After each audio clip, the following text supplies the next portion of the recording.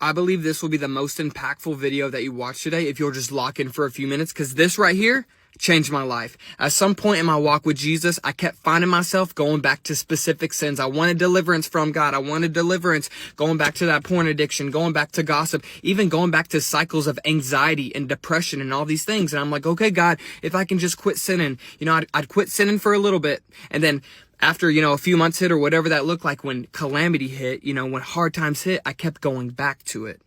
And what I had to realize in order to gain freedom, it wasn't necessarily that I needed to quit sinning, but I needed to get to the root of why I was sinning, the desire to sin. You see, I want you to think of like an apple tree. So that as you grow an apple tree, think of the fruit, the sin. So think of, the apple tree grows, and when you see an apple, okay, that's that porn addiction right now. Okay, God, I gotta get rid of it. You pull that apple off, you throw it away.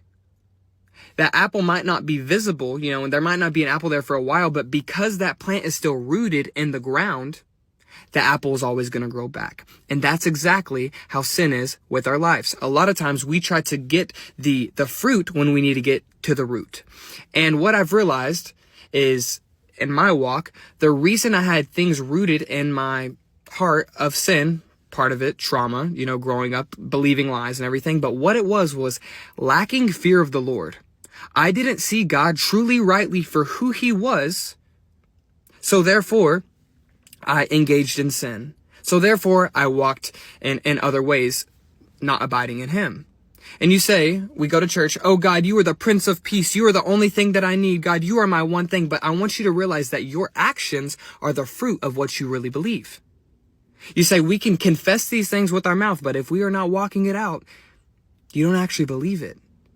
Because what I had to come to terms with was the reason I was, engaging in specific sin is because I believed that sin would give me more comfort than God. So what God had to do was renew my mind in the patterns, that I've grown up thinking, okay, if I'm feeling stress, anxiety, let me go to this sin. Let me go to porn, or let me go to whatever this is, and I'll feel better. But he had to renew my mind and say, Carew, see me rightly for who I am. I am the Prince of Peace. If you think that, sexual sin or talking about whoever gave you peace, how much more will the Prince of Peace give you? And I say, okay, Lord.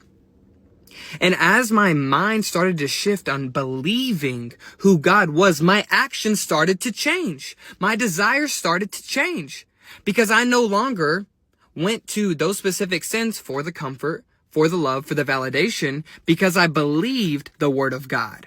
So this is the thing. We cannot have fear of the Lord if we do not see God rightly for who he is. So once we actually see God